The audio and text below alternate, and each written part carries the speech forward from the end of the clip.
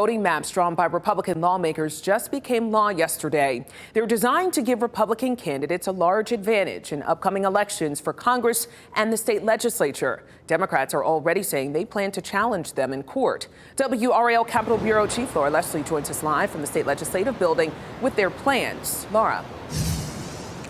Lena, you know, North Carolina is already nationally famous for redistricting lawsuits, right? We are the poster child. So I guess it's not surprising that this case is likely to end up in court as well. Republicans say they think their maps are fair and they will hold up under judicial scrutiny, but Democrats say they think they're unconstitutional. Congresswoman Deborah Ross says Democrats are planning to file a lawsuit over the new congressional and legislative maps, claiming that they treat voters differently according to their race. We are exploring racial gerrymandering claims right now. In this week's hearings, Republican state lawmakers repeatedly said that they did not use racial data, only political data, to draw the new districts, which give the GOP a large political advantage.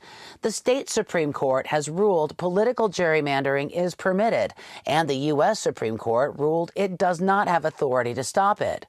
But because so many Democrats are black, Senate Minority Leader Dan Blue said the new districts are also racially gerrymandered, which is not legal. They will claim that they did it for partisan reasons, but you can't discriminate on the basis of race for partisan reasons.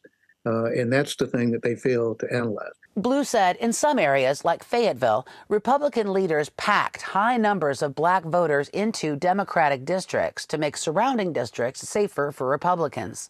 In other areas, like Greensboro, they sliced up communities of color into Republican-leaning districts to lessen their political power.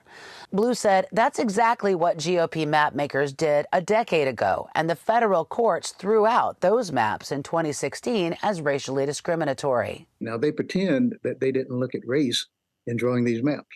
But as Chief Justice Roberts said in the Alabama case, you know, race is something you look at, and legislators already know what the racial makeup is. They don't assume that they're dumb or stupid. What Senate Leader Blue was referring to there was the U.S. court case this summer. It was over some maps in Alabama, and the Supreme Court did uphold the ban in that case on racial gerrymandering.